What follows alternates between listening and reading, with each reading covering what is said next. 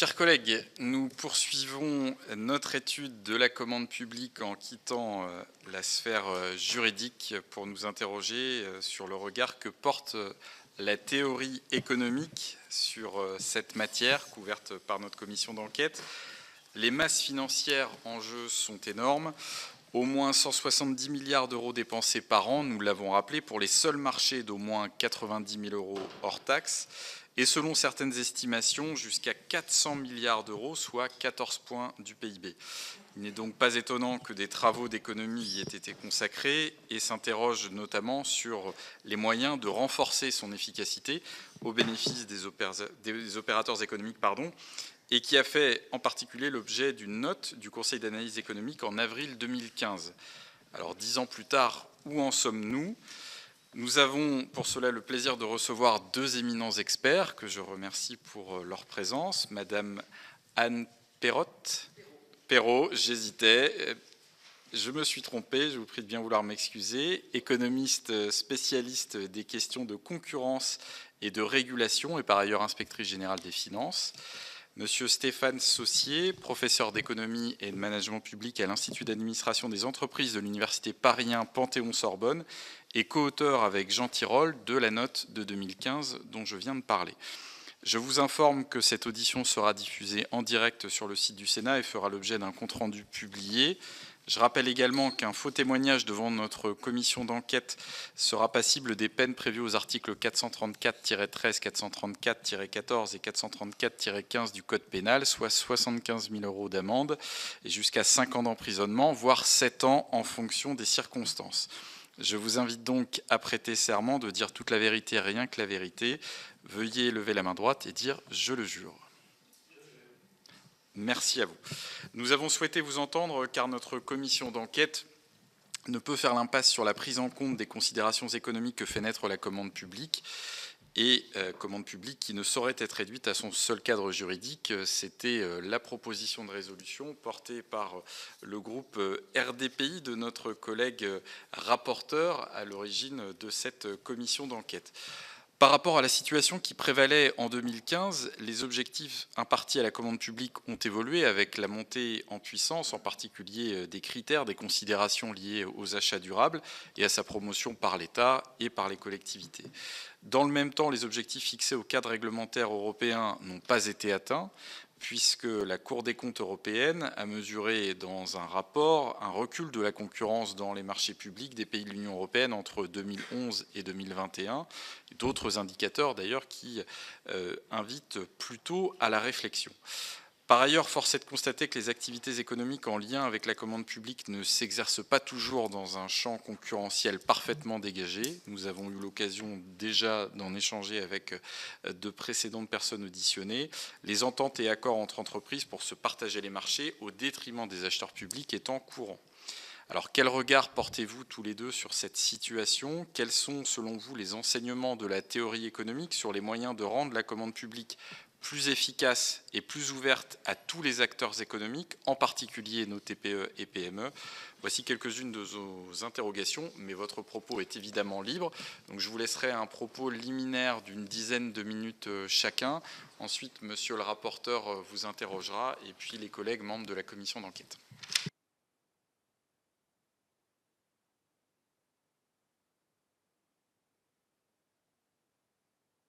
Une entente entre nous et on s'est partagé, si ce n'est les marchés, du moins l'ordre d'intervention. Donc je vais commencer et Stéphane enchaînera et puis évidemment on répondra conjointement à vos questions. Alors je vais attraper la dernière de vos questions, à savoir qu'est-ce que la théorie économique nous aide à comprendre sur la commande publique. Alors d'abord, la théorie économique, elle s'intéresse à toutes les formes de lien entre la puissance publique et les agents privés en matière d'approvisionnement, que ces approvisionnements se fassent sous la forme de délégation de services publics, concession ou d'achat public.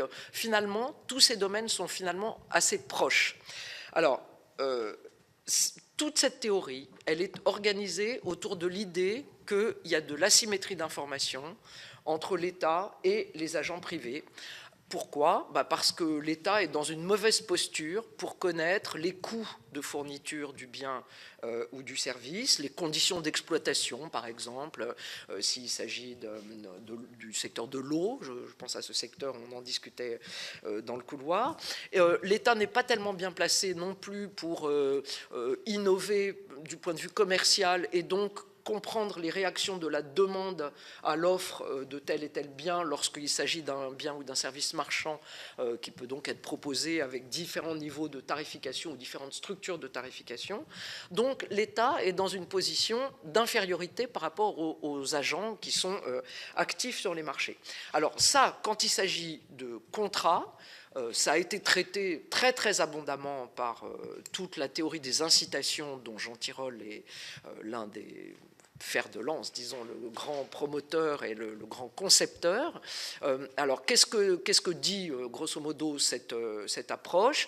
Elle dit qu'il faut tenir compte, quand on passe un contrat avec un agent privé, de la nature de l'asymétrie d'information qui l'oppose à l'État, et il faut que l'État s'interroge sur ou la puissance publique s'interroge sur la manière de tenir compte de problèmes incitatifs dans l'écriture des contrats.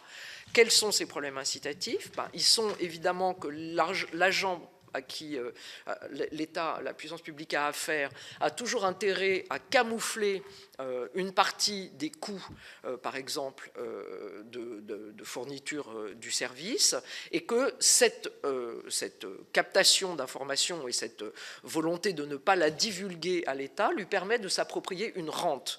Et donc, la puissance publique doit avoir en tête que les contrats doivent viser autant que possible à faire révéler de l'information à l'agent et à minimiser autant que faire se peut la rente qui sera laissée à cet agent, puisque cette rente est une rente anti-concurrentielle, on pourrait dire ça. Alors je vais venir au problème de concurrence, bien sûr. Alors grosso modo, ça se résout comment, ce genre de problème? En gros, il y a toute une série de contrats incitatifs qui peuvent être passés avec les agents, dont les deux cas polaires sont ce qu'on appelle les contrats cost-plus et l'autre cas polaire des contrats price-cap. Alors les contrats cost-plus, c'est des contrats qui disent à l'agent, dis-moi quel est ton coût et je vais te laisser une rente au-delà de ce coût.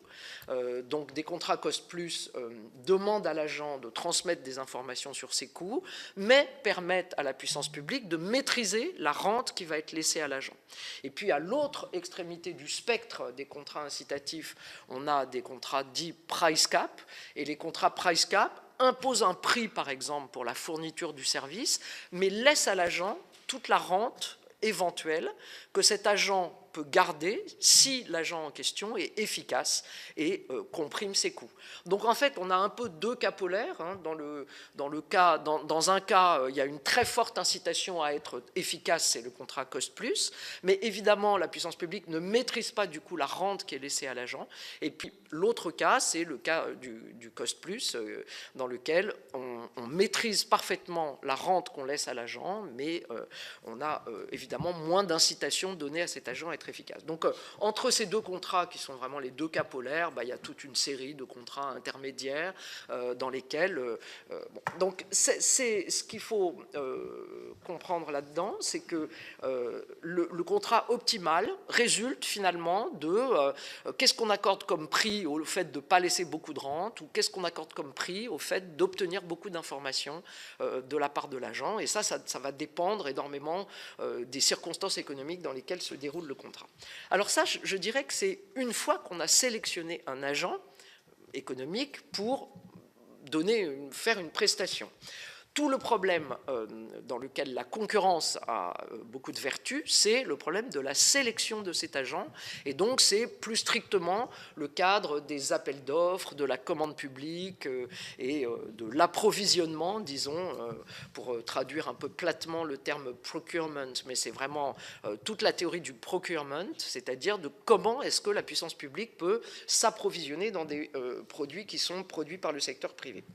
Alors là, ce que dit la théorie économique, c'est que dans ces mécanismes de concurrence pour le marché, par opposition à concurrence sur le marché où on a plusieurs acteurs qui fournissent des biens en concurrence les uns avec les autres. La concurrence pour le marché, c'est une concurrence qui dit, ben voilà, je voudrais me fournir dans un bien ou un service et je vais sélectionner, en tout cas au moins localement, un opérateur qui va me procurer ce service. Alors qu'est-ce que dit la théorie économique? Ben, elle dit que la concurrence doit être la plus large possible, ça veut dire qu'on ne doit pas segmenter les marchés. Et ça répond peut-être un peu par anticipation à l'une de vos questions qui sont est-ce qu'on doit réserver une part de la commande publique aux PME? Ben, si on veut qu'il y ait beaucoup de concurrence entre des acteurs très différents, on n'a pas intérêt à faire ça parce que ça veut simplement dire que les PME vont être dans un marché qui n'est pas le marché des autres entreprises et donc on crée deux segments de marché de manière artificielle et évidemment la concurrence sera moindre entre ces deux segments de marché puisqu'on les cloisonne de manière volontaire. Donc ça, c'est ce que dit la théorie. Après, on peut imaginer, à chaque fois que la théorie dit quelque chose, on peut imaginer qu'on a des tas de bonnes raisons de s'en affranchir. Mais encore faut-il avoir clairement en tête quelles sont ces raisons et quelles sont les justifications en termes, par exemple, d'externalité. Bon, par exemple, s'il s'agit de créer des emplois, ce qu'on sait, c'est qu'à chaque fois qu'on distord la concurrence en essayant de faire rentrer dans les contraintes qu'on s'impose d'autres objectifs que de s'approvisionner au meilleur prix et avec la meilleure qualité, eh bien, par exemple, on crée des emplois qui coûtent très très cher. Et donc, il y a d'autres outils pour créer des emplois que de favoriser l'emploi des PME ou l'emploi local. Ça vaut donc, ce que je dis, vaut aussi évidemment pour les entreprises locales. De la même façon, on sent bien qu'un élu local aurait très envie de favoriser une entreprise locale plutôt qu'une entreprise venue d'ailleurs. Bah, ça, pour la concurrence, c'est vraiment pas une bonne idée. Et donc, il vaut mieux se dire que si on veut favoriser l'emploi local, il vaut mieux utiliser des politiques d'emploi plutôt que des politiques de cette nature qui relèvent plutôt de la commande de la politique industrielle. Hein. La commande publique, je localiserai dans ce morceau-là de la politique économique. C'est pas la bonne politique pour créer des emplois. La bonne politique pour créer des emplois, c'est beaucoup d'autres choses sur lesquelles je ne vais pas m'attarder. Alors, donc, principe de base, la concurrence est le meilleur moyen de quoi? Bah, déjà de s'affranchir des problèmes d'information, parce que quand on met un bien ou un service aux enchères, on demande aux acteurs d'enchérir, de donner un prix. Alors ça peut être soit juste un prix, soit prix-quantité. Donc il y a des tas de mécanismes d'enchères différents. Et ça a à voir avec la manière dont on a envie d'allotir le bien. On va peut-être rentrer plus tard dans des détails de cette nature. Pour le moment, je les passe. La concurrence, c'est le meilleur moyen finalement de savoir, alors qu'on ne le sait pas à la base, quel est le meilleur acteur et quels sont les coûts de cet acteur, parce que s'il veut remporter le marché, il va avoir intérêt à proposer un prix qui soit le plus proche possible de ses coûts. Donc on apprend qui est le meilleur, on apprend quels sont grosso modo les coûts de fourniture du service, et si on a bien conçu la procédure d'enchère, on peut contrôler aussi la rente qu'on va laisser à cet acteur-là. Donc, si je vais vite, alors après, on pourra peut-être aller dans les détails, parce que quand on s'intéresse vraiment au sujet spécifique de la commande publique, il y a aussi des tas d'articles, de théorie économique qui regardent si, par exemple, on a intérêt à découper un bien en lots plus petits. Alors ça, d'un côté, ça peut être favorable aux petites entreprises, aux PME. D'un autre côté, ça peut aussi créer des distorsions. Donc il y a toute une série de recommandations de la théorie économique sur ce sujet. Il y a aussi des recommandations sur la périodicité des marchés. Est-ce qu'on doit passer un marché pour 4 ans ou pour 1 an? À quelle périodicité on doit renouveler la remise en concurrence? Là aussi, il y a des arguments pour et contre. Une remise rapide ou lente en concurrence, on pourra peut-être y venir tout à l'heure. Mais grosso modo, la principale recommandation de la politique économique, c'est que la concurrence est un bon moyen de se procurer de l'information, et l'absence d'information est le principal problème auquel fait face l'acheteur public lorsqu'il doit s'approvisionner dans un bien quelconque.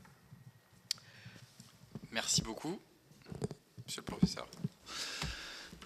Merci beaucoup. Je vais essayer de compléter le propos liminaire d'Anne Perrault, peut-être en démarrant, vous l'avez remarqué vous-même, sur le poids de la commande publique, où il y a déjà un petit doute, une petite interrogation.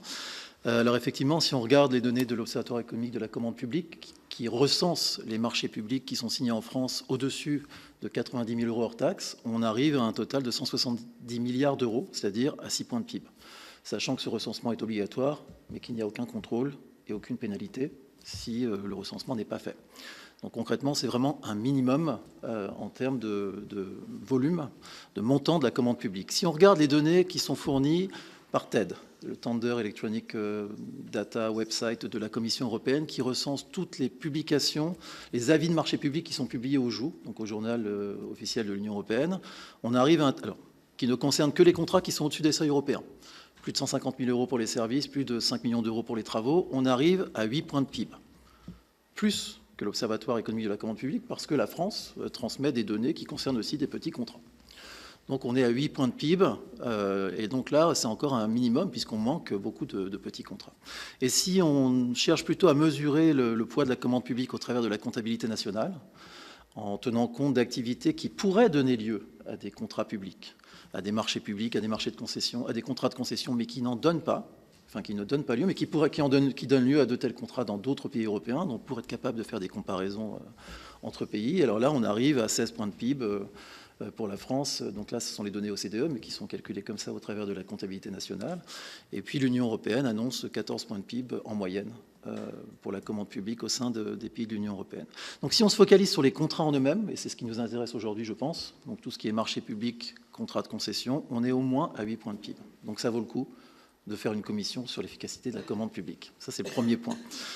Alors, pourquoi il y a un intérêt de la part des décideurs politiques et de la part de tout le monde, d'ailleurs, des usagers et des taxpayeurs, de ceux qui payent les impôts? Pourquoi il y a un intérêt on s'intéresse à la question de savoir si la commande publique ne pourrait pas aussi servir à atteindre d'autres objectifs que simplement obtenir le meilleur rapport qualité-prix pour un service, pour un bien ou pour une infrastructure. Donc, en gros, est-ce qu'il y a un intérêt à donner des objectifs stratégiques à la commande publique? Des objectifs, par exemple, d'accès au marché public pour les PME, des objectifs d'innovation, des objectifs de verdissement de l'économie, des objectifs sociaux. Donc on peut se poser la question, effectivement. On peut se poser la question parce qu'on parle de masse importante, et donc il peut y avoir des effets d'entraînement pour l'économie.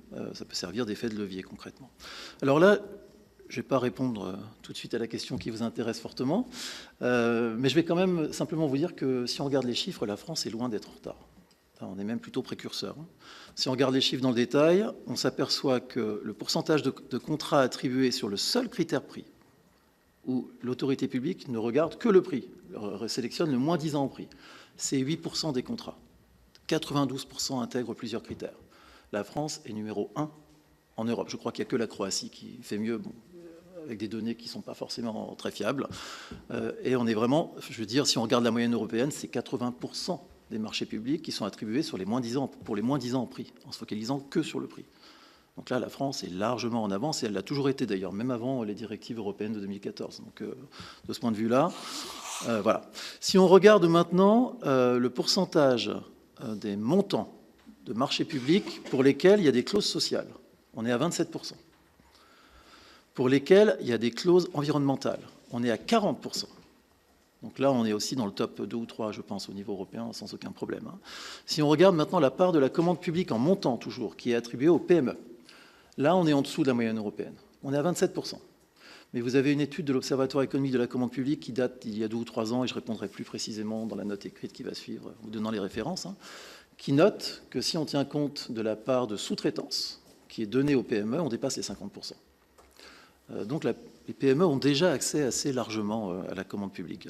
Suffisamment ou pas, c'est une autre question. Mais voilà, les PME ne sont pas exclus de la commande publique.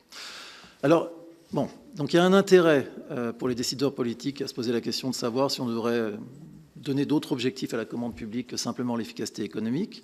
Bon, il y a un intérêt de la part des économistes aussi. C'était une autre question liminaire.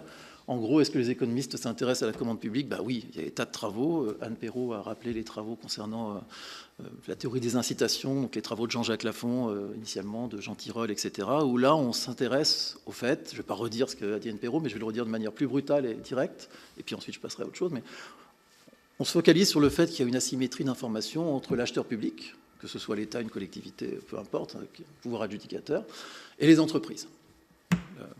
Voilà, l'entité publique a besoin d'un bien, d'un service, d'une infrastructure. Vous êtes des enchérisseurs potentiels. L'entité publique aimerait connaître vos coûts, elle ne les connaît pas. Donc il va falloir réfléchir à comment vous faire révéler vos coûts pour sélectionner l'entreprise la plus efficace, ce qu'on appelle la sélection adverse en économie. Et puis ensuite, une fois qu'on aura sélectionné l'entreprise la plus efficace, il va falloir faire en sorte qu'elle bosse et qu'elle fasse des efforts. Et donc il faut lui donner des incitations dans les contrats au travers d'indicateurs de performance, de bonus, rarement, de pénalités, plutôt. Donc voilà, il faut trouver des indicateurs de performance pertinents. Bon. Et ça marche bien quand il y a de la concurrence, quand on est capable de faire des appels d'offres et quand il y a beaucoup de répondants. Ça marche moins bien quand on n'a qu'un répondant, 2 répondants, 3 répondants. Ça marche moins bien aussi quand il y a des ententes, vous l'avez signalé. Voilà, il y a des tas d'exemples d'ententes sur les marchés publics sur lesquels je ne vais pas revenir, mais qu'on peut assez facilement documenter.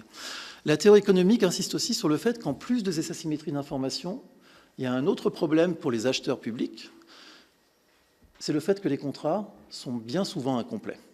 Donc, dès lors qu'on n'est pas sur des achats basiques de fournitures, de papier, de stylos, etc., mais qu'on est sur des achats un petit peu plus complexes, des contrats de concession de 70 ans, de 20 ans, de 10 ans, il y en a plein, mais même sur des marchés publics d'assez court terme, les contrats sont incomplets. Je ne vais pas vous faire un cours d'économie. Retenez simplement, ça veut dire qu'ils sont imparfaits. Voilà, ils sont imparfaits. Et donc, il y a de grandes chances qu'il y ait des choses imprévues qui apparaissent pendant l'exécution des contrats. Et donc, il y a de grandes chances qu'on soit amené à renégocier ces contrats. Et d'ailleurs, il y a des tas de travaux avec des statistiques concernant la France sur certains secteurs d'activité, mais concernant d'autres pays d'Europe qui montrent que les contrats de concession dans le domaine de l'eau au Portugal sont renégociés avec un taux de 100%. Alors, renégocier, c'est avenanter, c'est modifier. Enfin, avenanté pour les juristes que vous venez d'auditionner, modifié dans la directive européenne, on parle de modification de contrat. Pour les économistes, on parle de renégociation, tout ça est un peu synonyme. Hein, voilà.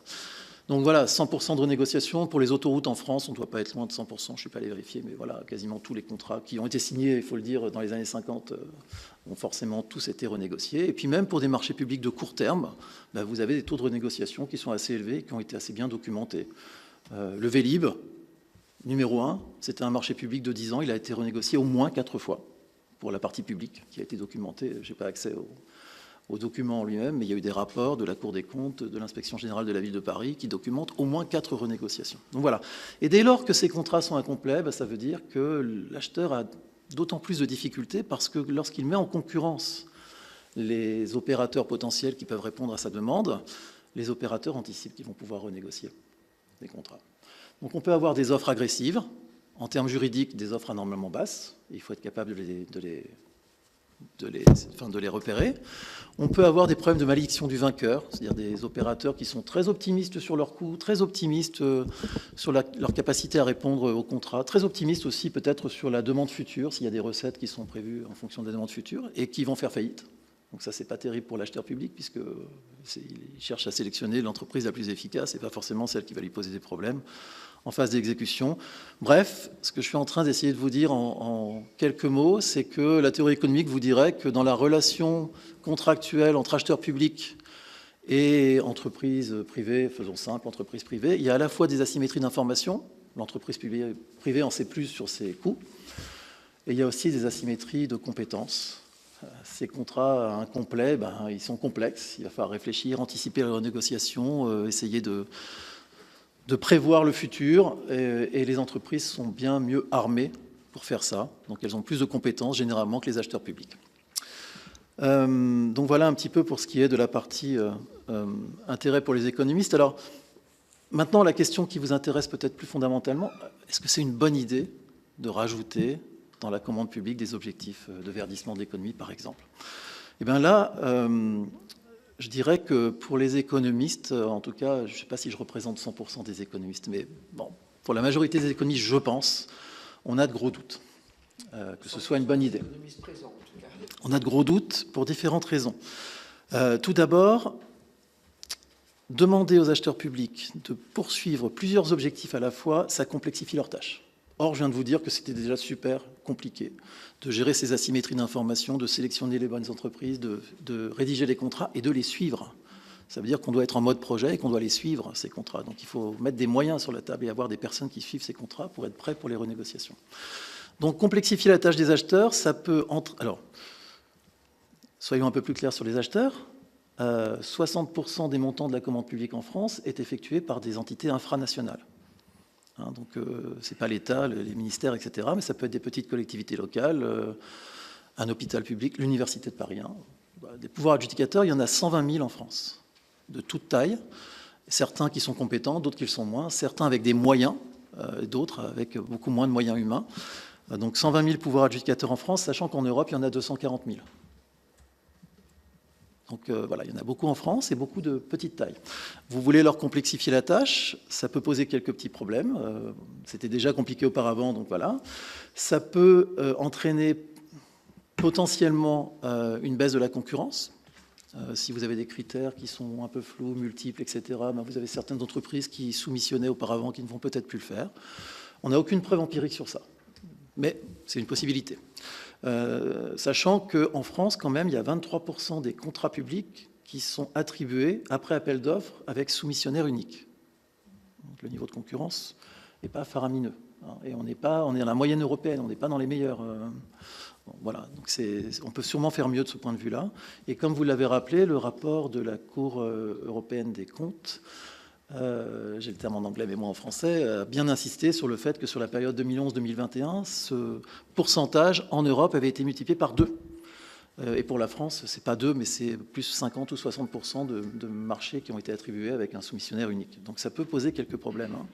Sachant qu'il y a toujours sur cette question de la concurrence, parce que je pense que c'est central, pour compléter ce qu'a dit Anne Perrault, vous avez aussi une étude qui n'est pas encore publiée par 2 économistes qui font partie de l'autorité de la concurrence danoise, qui ont regardé quel était l'impact dans les appels d'offres, avec des données qui ne concernent que le Danemark, hein, de passer d'une réponse à appel d'offres avec un soumissionnaire unique à 4 réponses. Et ça réduit les coûts de la commande publique entre 10 et 13%. Donc ils sont très inquiets sur le fait qu'intégrer d'autres objectifs pourrait réduire le niveau de concurrence et donc augmenter faramineusement le coût de la commande publique. Hein. Mais ils n'ont pas de preuves. Voilà, je vais doucher un peu vos attentes. Ce qu'on sait d'un point de vue empirique, vous allez voir que les données sont assez peu fiables et que ce n'est pas simple de vous donner des réponses définitives sur ces questions-là. Mais en tout cas, on se doute que ça va complexifier les choses. La loi climat et résilience, dont vous avez entendu parler ces derniers jours, c'est l'article, je l'ai noté parce que je ne connais pas par cœur, 35, insiste quand même sur le fait qu'en août 2026, pour tous les pouvoirs adjudicateurs, pour tous les marchés publics, quel que soit leur montant, il y aura l'obligation d'avoir une clause environnementale et des considérations aussi environnementales, donc à la fois dans la partie exécution et dans la partie attribution. Hein. Donc ça va poser probablement des problèmes à beaucoup de pouvoirs adjudicateurs et ça va complexifier énormément leurs tâches, encore une fois. D'autant plus que jusqu'à maintenant, la loi laisse une grande liberté sur les indicateurs, une grande liberté sur le poids qu'on va donner à ces indicateurs. Et je ne sais pas si vous avez vu le rapport de la Cour des comptes sur les achats de l'État qui a été publié en décembre 2024, donc sur la direction des achats de l'État, qui insiste sur le fait que bien souvent, les achats de l'État utilisent des critères environnementaux qui sont cosmétiques. C'est le terme du rapport, hein, donc avec des poids qui sont très faibles et qui n'influencent pas vraiment le gagnant final après les appels d'offres, et que le suivi des indicateurs est mal fait. Donc vous imaginez bien que si ce n'est pas simple au niveau des instances de l'État, au niveau des collectivités locales, territoriales, ça va être assez compliqué probablement. Et enfin, cette liberté peut aussi donner lieu à des utilisations stratégiques des indicateurs. Vous avez dû entendre parler lors des auditions de volonté de dynamiser les territoires, de faire en sorte que la commande publique soit plutôt attribuée aux PME locales, aux entreprises locales. Bon, ça ressemble beaucoup à du favoritisme que de réfléchir. Alors, même en allant faire du sourcing avant, même en essayant de voir quelles sont les entreprises qui peuvent répondre aux appels d'offres, ça ressemble beaucoup à du favoritisme que de réfléchir aux indicateurs de performance et aux critères de manière à ce que les entreprises du territoire l'emportent. Pour un économiste, en tout cas, ça réduit drastiquement le niveau de concurrence dans ces contrats. Donc voilà ce que je pouvais vous dire, sachant qu'en réalité, il y a peu de tests empiriques concluants qui permettraient de vous dire, voilà, on a testé et on voit que les économistes ont tort. tout ça c'est de la théorie, mais ils ont tort. Où on voit qu'ils ont plutôt raison. Il y a quelques tests empiriques, mais les données sont vraiment fragmentaires. On pourra reparler de la qualité des données d'ailleurs. Et les tests ne sont pas totalement conclusifs. Merci, monsieur le professeur. Monsieur le rapporteur. Les économistes n'ont pas forcément tort, ils font leur analyse. Donc, d'après ce que vous avez dit, bon, la concurrence s'exerce de façon beaucoup plus forte qu'une très grande libéralité. Et je pense qu'il y a différents types de marchés. Et il y a aussi quelque part une donnée importante, c'est quand même l'emploi. Moi, je veux bien la concurrence, mais l'emploi m'intéresse avant tout, et l'emploi de proximité. Donc, il y a le marché local qui peut être changement de 20 fenêtres. Là, je pense qu'il n'y a pas de problème dans une soumission avec 3 devis différents. Pour l'emploi local, ce n'est pas quelqu'un qui va venir de l'étranger ou autre qui va venir changer ses fenêtres. Donc, il y a le marché local, je dirais le marché régional et après le marché national. En fonction des différents types de marchés, je pense que la liberté, allez, sans parler de favoritisme, et encore que l'emploi local peut être une constante quand même dans les critères, je veux dire, d'application prix, proximité. Quand on passe au régional, c'est un peu différent. Et quand on passe, je dirais, au national, donc j'aimerais bien avoir vos appréciations dans ces trois niveaux. Et surtout, la distorsion. Alors, si on parle de clauses d'environnement, bon, est-ce que ça se passera au niveau de l'Europe ou que de la France? Si on a tous les mêmes règles, ça simplifie un peu aussi les choses. On n'a pas une distorsion de concurrence. Si on a une clause sociale, vous voyez ce que je veux dire? Il y a des clauses qui peuvent arriver. C'est vrai que ça complexifie, mais moi je pense qu'on verra un peu ce que donnent les directives européennes, parce qu'on ne les a pas encore, mais au minimum harmoniser les choses. Voilà à peu près les 2 questions que j'aurais dans un premier temps. Je peux commencer à dire... Tu veux commencer? Alors, j'aurais tendance à répondre plutôt par la négative à l'idée que c'est une bonne idée d'insérer des clauses de proximité, exactement pour les raisons qu'on a développées l'un et l'autre, à savoir le fait que on peut très bien avoir un cahier des charges exigeant du point de vue de la qualité et donc sélectionner a priori des entreprises qui sont capables d'y répondre, pour autant qu'on soit capable de vérifier le niveau de qualité avec lequel les entreprises vont répondre. Mais si on souhaite s'approvisionner, fût-ce en fenêtre pour une mairie auprès d'entreprises, après tout, le fait que l'entreprise vienne d'un peu plus loin, elle intègre ça dans ses coûts, et soit elle est très efficace, et même en intégrant des coûts de transport, des coûts logistiques pour elle, elle arrive quand même à vous convaincre que son offre est la meilleure, et dans ce cas-là, c'est dommage de s'en priver. Donc, si on cherche à protéger un peu les euros de ses administrés, on ne devrait pas faire ça. On devrait vraiment oublier les questions relatives à l'emploi local, etc., pour les raisons que j'ai indiquées tout à l'heure, et privilégier une ouverture à la concurrence très forte. Sur l'environnement, pourquoi est-ce que il vaut mieux pas rajouter de clauses environnementales dans les appels d'offres? Tout simplement parce que si on se préoccupe, par exemple, du poids en carbone d'une commande publique, processus de production, efficacité, transport, etc., il y a des politiques globales qui sont là pour ça. Et ces politiques globales, c'est taxe carbone, droit d'émission, etc. Donc une entreprise polluante, de toute façon, elle doit payer une taxe carbone, elle doit acheter des droits à polluer, et donc ces coûts intègrent, si la politique est bien construite au niveau national, si la politique environnementale est bien construite, les coûts d'une entreprise polluante sont grevés par des taxes ou l'achat de droits à polluer qui renchérissent ses coûts et qui la rendent moins efficace qu'une entreprise plus verte. Et donc, en principe, ces contraintes-là sont déjà prises en charge par une politique globale, comme doit l'être la politique de l'environnement, évidemment, et notamment dans la réduction d'émissions de CO2. Donc, rajouter des clauses environnementales là-dedans, ça me paraît vraiment pas une bonne idée. Si on a... alors, c'est toujours pareil. Les économistes aiment bien raisonner de manière un peu normative, en disant, ben voilà, l'idéal, c'est d'avoir un bon prix du carbone qui fasse en sorte que chaque entreprise essaye de réduire ses émissions de CO2 parce que ça lui coûte cher d'émettre du CO2, donc très bien. Si on a une politique environnementale globale qui tient compte correctement du prix du carbone, des incitations à réduire les émissions, etc., on n'a pas besoin de rajouter des contraintes environnementales dans les appels d'offres. Ça n'est que si on n'arrive pas à faire ça au niveau global, et évidemment, on peut toujours s'interroger sur l'optimalité de la politique environnementale. Mais bon, soit on lui fait confiance, soit on ne lui fait pas confiance. Si on lui fait confiance un peu, il ne faut pas rajouter de contraintes environnementales dans la commande publique. Et si on ne lui fait pas confiance, alors c'est vrai que là, on est dans un monde de second rang. Et beaucoup de choses sont possibles dans un monde de second rang, mais c'est des choses qui sont plutôt défavorables aux deniers de la population. Je n'ai pas grand-chose à ajouter, je suis tout à fait d'accord avec ce qui vient d'être dit. Sur les clauses d'insertion sociale, c'est quelque chose d'intéressant, mais qui est coûteux, encore une fois. Il faut avoir des facilitateurs qui vont trouver les personnes et qui vont suivre ce qui se passe. Et tout ça, ça a un coût, hein, il ne faut pas le perdre de vue. Et c'est ça, souvent un coût qui n'est pas mesuré. Donc ça veut dire concrètement que ça va augmenter le coût de la commande publique.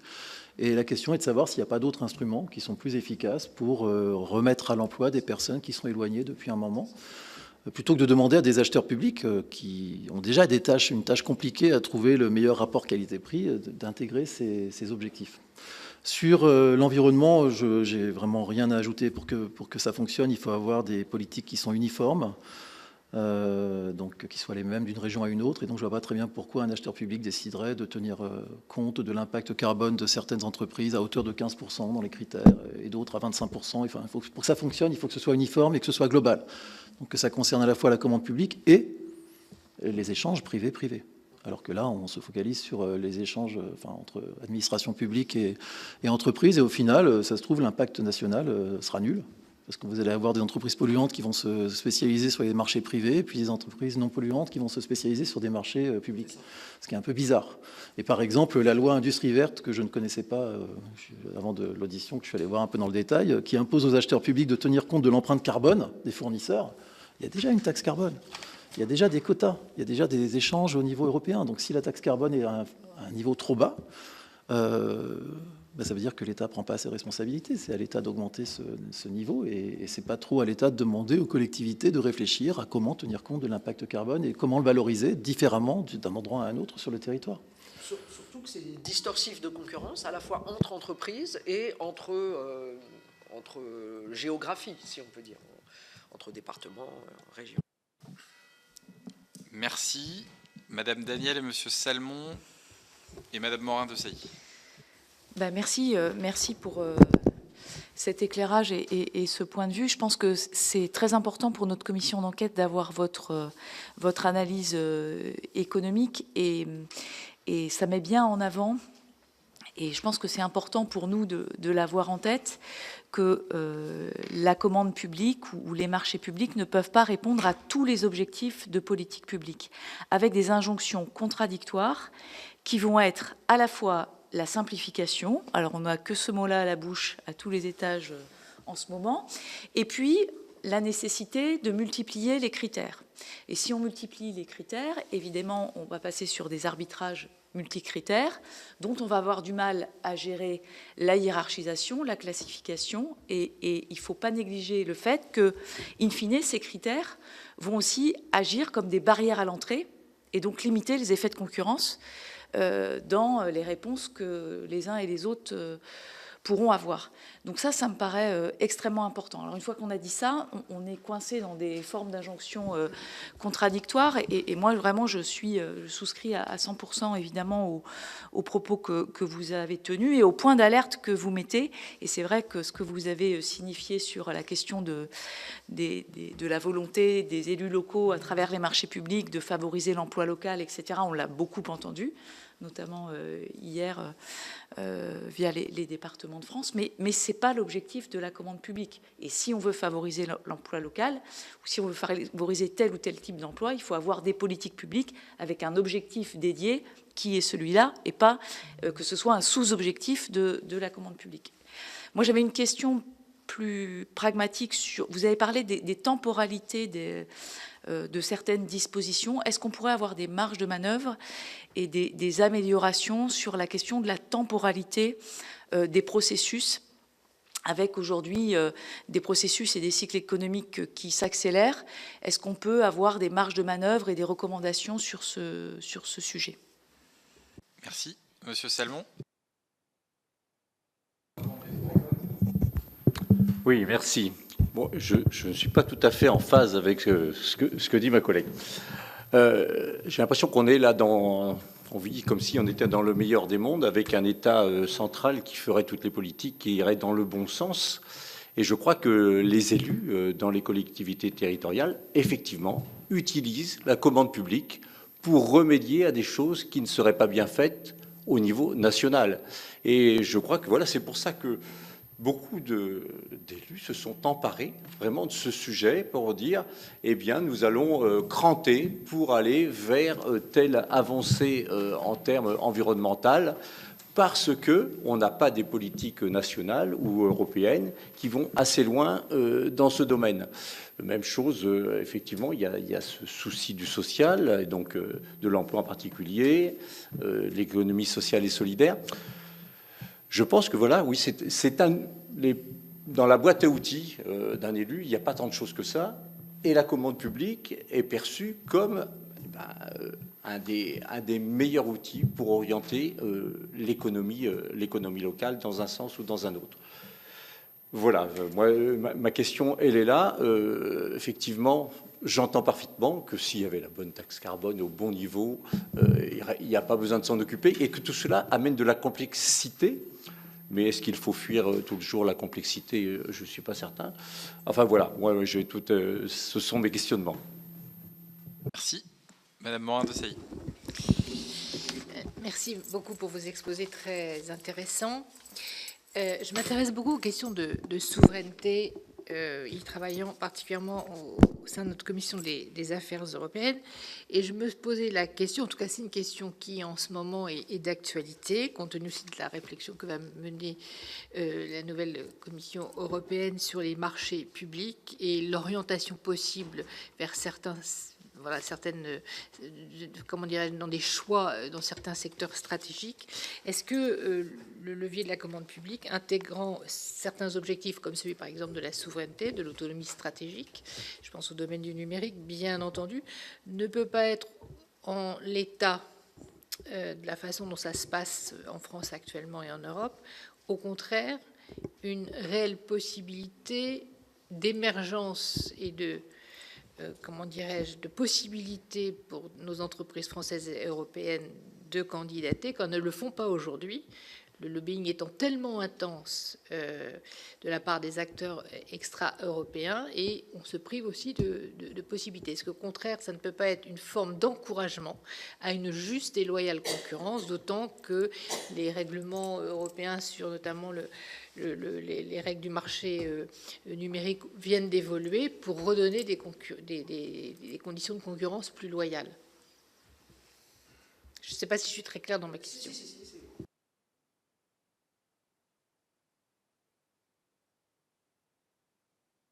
Moi, alors sur la temporalité, je peux juste donner quelques éléments.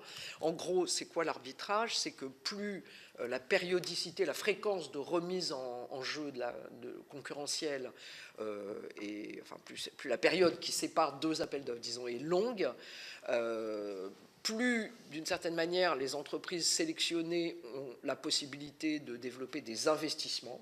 Et donc, si les contrats sont bien faits, elles sont encouragées à le faire. Et donc, ça, c'est plutôt bien. Mais d'un autre côté, pendant tout ce laps de temps-là, elles ne sont pas soumises à concurrence, puisqu'elles savent qu'elles ont du temps devant elles. Et donc, ce qu'on perd, c'est évidemment l'aiguillon ou l'incitation que donne la perspective d'être remise en concurrence assez vite. Bon. Donc, je dirais que tout ça, ça dépend un petit peu de est-ce qu'on est dans un secteur où il y a beaucoup d'innovation, de bouleversements technologiques, etc. Si c'est le cas, on a quand même envie que les entreprises avec les meilleures technologies puissent candidater. Or, si elles n'étaient pas là au dernier appel d'offres, on voudrait bien que le prochain n'intervienne pas trop tard, de manière à leur permettre de venir avec des nouvelles technologies dont on n'a pas encore forcément l'idée. Donc, je dirais qu'une remise en jeu rapide, ça accélère l'innovation, mais si on est dans des secteurs où de toute façon il n'y a pas énormément d'innovation, ce n'est pas forcément la peine de faire ça. Tandis qu'au contraire, dans des secteurs dans lesquels il y a des besoins d'investissement vraiment structurels, il faut évidemment donner aux entreprises la possibilité de déployer ces investissements et donc d'avoir un peu de visibilité sur le contrat. Voilà, donc c'est une manière, disons, un peu de serrer dans quel type de situation on peut faire ça. Alors, que la commande publique essaye de remédier à des défaillances de la politique nationale, on est bien conscient que c'est évidemment l'argument qu'utilisent les élus locaux pour mettre des critères locaux, justement. Mais enfin, les élus locaux, ils sont aussi les gardiens des finances de leurs administrés. Donc, s'ils valorisent cet objectif-là, qui est que le budget n'est pas extensible à l'infini et que les personnes qui sont sur un territoire ont droit aussi à des services ou à des biens publics qui leur sont offerts à des prix intéressants, ça doit figurer quand même en tête de liste des objectifs poursuivis par des élus locaux, me semble-t-il. D'autant qu'on peut dire quand même que l'économie du travail n'a pas été avare de propositions pour favoriser l'insertion, l'emploi, le développement de clusters, d'emplois locaux, etc. Donc, malheureusement, je dirais qu'une des raisons pour lesquelles on a trop peu d'emplois industriels, etc., c'est pas vraiment parce qu'on ne favorise pas assez les entreprises locales. C'est surtout parce que les entreprises innovent peu et justement sont trop souvent sous le parapluie de la commande publique et franchement, c'est pas très bon pour les pousser à être innovantes et à créer des emplois. Donc, je suis pas tout à fait sûr qu'il faut se laisser aller dans cette direction. Mais bon, évidemment, je ne suis pas élu local et donc j'en parle à mon aise d'une certaine manière. Mais malgré tout, en tant qu'administré, je trouve important que nos élus locaux fassent attention à notre argent. Donc, tu veux peut-être... Je n'ai pas d'avis. J'avoue que je suis un peu...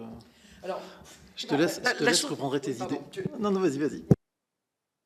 La souveraineté, c'est vraiment quelque chose qui a émergé depuis, je dirais, 6 ou 7 ans dans les discussions européennes et avec d'ailleurs des périmètres extrêmement variables. Quand on a commencé à parler de souveraineté, on en a parlé au niveau européen vis-à-vis des entreprises chinoises, par exemple.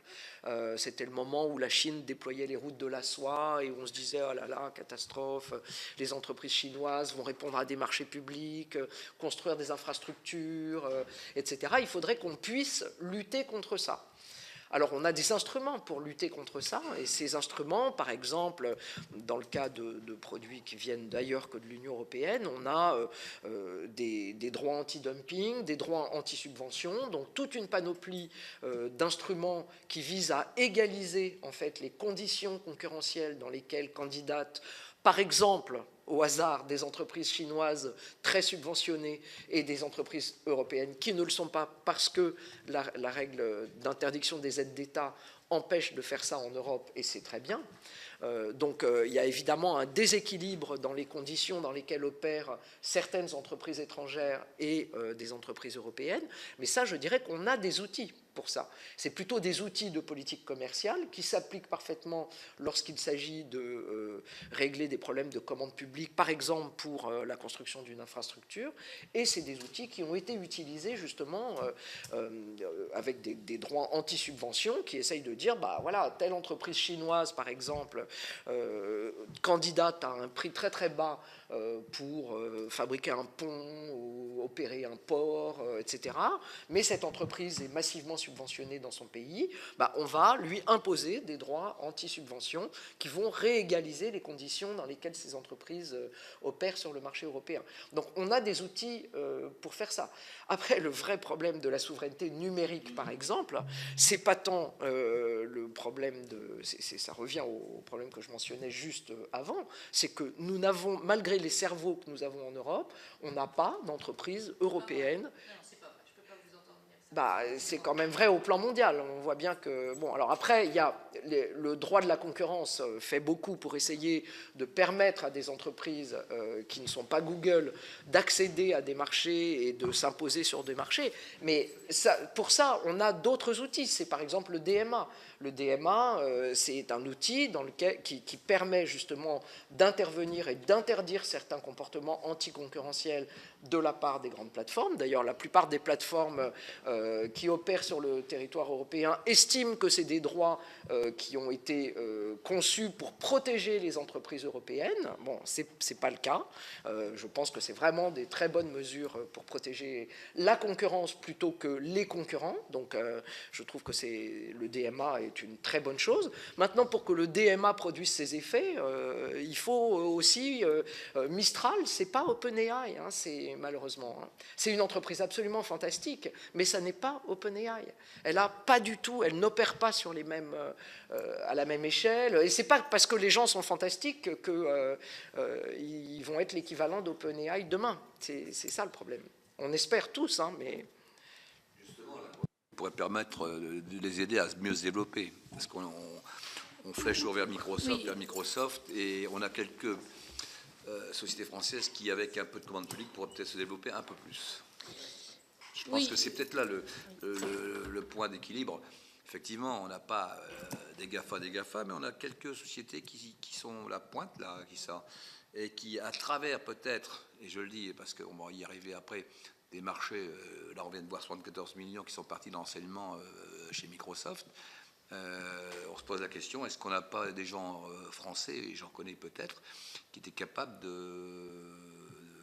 répondre, c'est pas votre problème aujourd'hui, mais j'ai bien compris qu'il y a un côté libéral, peut-être très libéral, mais notre problème à nous aussi, c'est peut-être se dire, on est pour le libéral, mais peut-être à travers la commande publique, soyons un peu franchouillards, quoi. Je vais être un peu trivial sur les côtés, mais se retrouver qu'avec des boîtes qui sont françaises, qui ont une capacité peut-être, et avec une commande publique en plus, passer un palier peut-être pour rejoindre d'autres entreprises. Madame Morin-Desailly. Oui, pardonnez-moi de dire que la concurrence existe quand on confie la plateforme des données de santé à Microsoft sans appel d'offres spécifique et que les données de santé. Il y a quelques années, attendez, je termine, sans appel d'offres spécifique et que vous avez le secteur, on nous dit qu'il n'y a pas de concurrence et que vous avez le secteur qui lève la main, les OVH, les Dassault Systèmes, Bernard Charlès qui dit au président de la République « je n'ai même pas été approché ». Je n'ai même pas été approché. Je pense que là, il y a un déficit de mise en concurrence qui est assez grave, je tiens à le dire. Et il y a des entreprises tout à fait de l'informatique en nuage qui sont capables de prendre des marchés. Il n'y a pas que Google, il n'y a pas qu'AWS, il n'y a pas que Microsoft. Je suis désolée de le dire. C'est bien ça le sujet.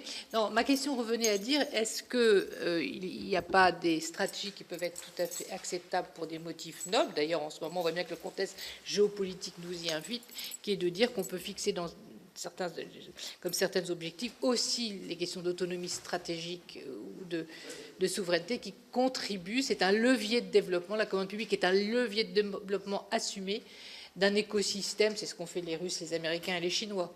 Voilà, tout simplement. Madame Perrault. Non, c'est bon, Monsieur Saucier.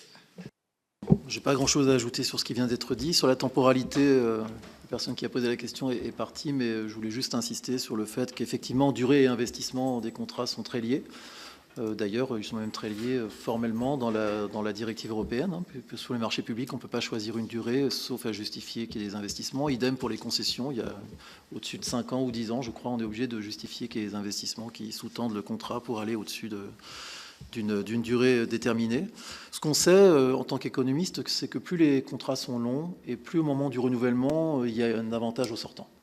Donc voilà, on a des statistiques dans certains secteurs d'activité. Ce qu'on sait aussi, c'est qu'il y a beaucoup de contrats qui démarrent en étant assez longs et qui finissent en étant très très longs. C'est les renégociations, notamment dans le secteur des autoroutes, qui serait un exemple intéressant à regarder.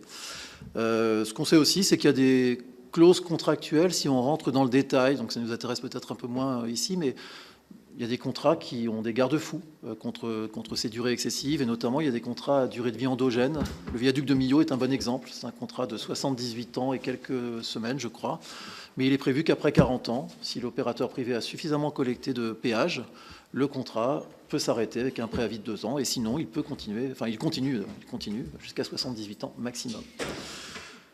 Sur le monde idéal et la réalité, je ne peux que être d'accord avec vous qu'on est dans un monde réel et qu'il faut bien essayer de s'adapter.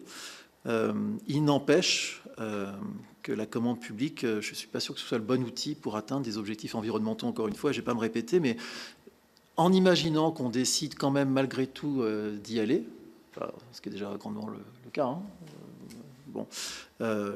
je trouve ça dommage qu'on n'ait pas des données plus fines pour être capable vraiment de mesurer quel est l'impact de cette stratégie au niveau des contrats. Est-ce que ce sont les mêmes répondants qui répondent à ces appels d'offres avec des critères et des considérations environnementales, au niveau du montant dans l'attribution des contrats, au niveau de l'impact que ça peut avoir au niveau local et au niveau national, parce qu'en fait, encore une fois, si différentes décisions s'annulent et si les critères ne sont pas uniformes sur le territoire, on risque d'arriver au final, à partir de bons sentiments, à un résultat qui est soit nul, soit loin de ce qu'on espérait au départ. Donc il y a un problème de données, je pense, quand même. Merci à tous les deux. En vous écoutant tout à l'heure, moi je me revenait la phrase d'Alain, penser c'est dire non, et c'est très bien, vous nous avez bousculé, et par rapport à ce que d'autres personnes auditionnées ont pu dire, c'était parfois orthogonal, mais je pense que c'est aussi le rôle de notre commission d'enquête de pouvoir réinterroger nos convictions, les ambitions que nous pouvons partager. Moi je note quand même qu'aujourd'hui, et je pense que tous les sénateurs peuvent en témoigner, beaucoup d'élus considèrent, et j'en fais partie, mais que la commande publique est une politique publique à part entière. Et d'une certaine manière, à partir du moment où l'on dit ça, bien forcément s'appliquent des choix politiques dans les collectivités. Elles ne font pas d'ailleurs toutes les mêmes. Et sur les points que vous avez relevés, moi qui me semble en tout cas très important, sur le problème, enfin les problèmes d'information, sans tomber dans les offres anormalement basses. Moi j'étais président des instances de commande publique et je souscris tout à fait, Monsieur Saucier, à ce que vous avez rapporté, où en effet on est dans un brouillard. C'est-à-dire qu'on essaye d'obtenir le maximum d'informations, mais même en les obtenant, finalement, au cours de l'exécution du contrat, on se retrouve à devoir, et je mets de côté les épisodes exceptionnels de la crise Covid, de la crise ukrainienne et de l'inflation, à devoir avenanter avec finalement une collectivité qui est pieds et poings liés. Et donc, d'une certaine manière, quand je vous écoute sur l'asymétrie d'information et de compétences, en réalité, les pouvoirs publics sont toujours perdants. Donc, de ce point de vue-là, le fait de remettre aussi, sans mettre des clauses trop excessives, mais des considérations, une forme de conditionnalité, c'est peut-être aussi pour les élus reprendre la main, parce que, en tout cas, sur la gestion de l'argent public, moi, j'ai le sentiment, pour tous ceux que je connais, qu'ils y font évidemment très attention, mais qu'ils sont confrontés aussi aux attentes de leurs concitoyens, qui disent justement que cet argent public qui est investi via la commande publique, il doit obéir à des attentes qui ont profondément changé. Et sur les sujets environnementaux, notre collègue Salmon est parti, mais moi, j'ai remis avec deux autres collègues, Lauriane Josande et Brigitte Deveza, un rapport dans le cadre de la délégation aux entreprises sur la décarbonation. On est dans un retard qui est absolument faramineux. Alors, c'est pas la commande publique, je suis d'accord, de tout corriger, mais il est clair que si on ne met pas tous les moyens en œuvre à un moment où et les moyens de l'État, les moyens des collectivités sont à la baisse, si je prends l'exemple de la région Bretagne, l'achat public, c'est 300 à 400 millions d'euros par an. Évidemment, si on dit, grosso modo, on met aucune forme de critères pour ces politiques publiques, c'est aujourd'hui indéfendable à l'égard et des citoyens, mais même de nos opérateurs économiques, parce qu'en fait, ils sont les premiers aussi à nous dire, c'est une manière de pouvoir nous aider à monter en compétence face à nos concurrents chinois, américains, etc., qui prennent de l'avance sur ces sujets-là. Et donc moi, je ne veux pas rallonger inutilement les débats, mais en tout état de cause, on est évidemment loin du monde idéal, mais le sujet de la commande publique et des moyens qui y sont liés aujourd'hui sont des outils quand même qui apparaissent comme en mesure de répondre à une partie des défis. Pareil sur les clauses sociales, mais le sujet que vous avez soulevé, Monsieur Saucier, et qui revient très régulièrement dans nos auditions, c'est le pilotage par la donnée. Et aujourd'hui, la remontée de données, parce que d'une certaine manière, ce que vous nous dites, c'est on n'a pas de preuves, ou en tout cas les études, les enquêtes, les analyses sont très largement ou incomplètes ou inexistantes, dans un sens comme dans un autre. Nous, en Bretagne, mais d'autres collectivités l'ont fait, on a un observatoire de l'achat public, mais sur l'impact, le retour sur investissement territorial aujourd'hui, y compris sur les méthodes de calcul, on a besoin d'y voir plus clair. Et là, peut-être que vous pourriez nous aider. Je ne sais pas si ça fait partie des pistes de travail que vous envisagez, mais en tout état de cause, il est clair que pour nous, et je ne dis pas ça parce que le Sénat est la chambre qui représente les collectivités territoriales, mais tous les élus que nous représentons, quelle que soit leur sensibilité, aujourd'hui, sont convaincus, alors vous allez me dire c'est pas une vérité scientifique, j'en suis bien d'accord, mais de l'impact et de la capacité à orienter. Moi je donnerai juste un exemple et j'en terminerai là. Nous avons mené des marchés expérimentaux avec des clauses de sélection environnementale. C'était la première fois qu'on mettait ça en place à l'été 2023. Et on se demandait justement si les entreprises allaient répondre. Si ce n'était pas un phénomène un peu d'entonnoir et de réduction de concurrence. Notre grande surprise, en réalité, j'ai plus le nombre exact de soumissionnaires, mais c'était très largement supérieur à ce qu'on connaissait d'habitude. Et ça nous a permis, c'était dans le cadre d'un chantier de réhabilitation d'extension de lycée, de pouvoir là avoir un effet d'entraînement avec derrière des entreprises qui elles-mêmes entraînaient leur chaîne de valeur sur des nouveaux outils, nouvelles attentes, etc., qu'elles pouvaient déployer dans d'autres marchés, d'ailleurs publics ou privés. Donc je me dis qu'on est au début de la discussion finalement quand on vous entend, mais est-ce qu'on pourrait compter sur vous, alors pas d'ici la fin du mois de juin les travaux de la commission d'enquête, mais dans les mois, les années qui viennent, pour essayer de travailler à des indicateurs, à des manières de pouvoir calculer ce retour sur investissement territorial, avec peut-être des limites aussi à identifier. Avec plaisir. Sur l'exemple que vous venez de donner, le fait de sélectionner les entreprises à partir de critères verts, tout simplement, hein, c'est ça, finalement, les clauses de sélection. Alors, on introduisait des critères de sélection environnementale, donc c'était pas directement en lien avec l'objet du marché, c'était par exemple la mobilité des salariés, etc. Ça fait partie des critères aujourd'hui qui sont évoqués notamment dans le cadre du PNAD et puis envisagés au plan européen. Et encore une fois, c'était une première pour nous et je crois d'ailleurs une première au niveau national à hauteur de 20%. C'est une pondération qui était introduite à hauteur de 20%. Et encore une fois, les réponses là étaient plutôt très encourageantes. Mais vous voyez, on manque de données. Donc là, il y a un cas intéressant qui semble aller dans le bon sens. Et il faudrait quand même mesurer, voir un petit peu, en termes de coût de la commande publique, si ça a changé quelque chose ou pas. Je vous ai parlé d'études empiriques qui ne sont pas concluantes, mais il y a quelques études empiriques, notamment une qui concerne la Suède et les contrats de nettoyage, qui montrent exactement l'inverse. Dès lors que vous mettez des clauses environnementales et des critères environnementaux, ça ne change absolument rien sur les répondants. C'est toujours les grandes entreprises qui l'emportent. Et ça change au final pas grand-chose. Ni dans le mauvais sens, ni dans le bon sens d'ailleurs. Enfin, ça n'a pas réduit la concurrence et ça ne change pas le coût de la commande publique, c'est toujours les mêmes qui gagnent. Donc on a des petites bribes d'informations, mais on n'a pas d'études vraiment globales et sérieuses. Sans parler de toute l'exécution des contrats dont on n'a pas parlé.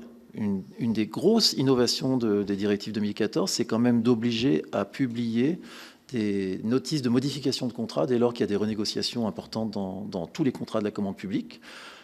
Tout se trouve sur le site TED. Vous pouvez y aller, vous amuser. Il y en a. Alors, on s'est amusé à les collecter. Alors, pour les collecter, c'est pas simple parce qu'il faut scraper les données. Hein. Il n'y a pas de base de données toute faite, mais entre 2016 et 2023 inclus, il y a à peu près 180 000 notifications de contract modification notices, de notices de modification de contrat. La France, on a publié. Alors, une fois qu'on a nettoyé les données, vérifié les erreurs, etc., parce que c'est pas vérifié, la France en a publié 2000 sur la période. Entre 2016 et 2023, sachant que les marchés notifiés TED, il y en a plus de 100 000 par an. Et la France est dans les meilleurs élèves. Donc on voit bien que là, il y a des choses qui sont prévues, qui ne sont pas suivies, des faits vraiment, et avec certains pays qui jouent le jeu et d'autres qui ne jouent pas. L'Allemagne et le Portugal, par exemple, sont les derniers de la classe pour publier leur avis d'attribution de contrat dans TED. Donc il y a quand même des problèmes de données pour arriver à des études sérieuses au niveau européen et puis enfin, ensuite au niveau national. Mais avec plaisir pour vous aider dans l'avenir. Merci encore à tous les deux.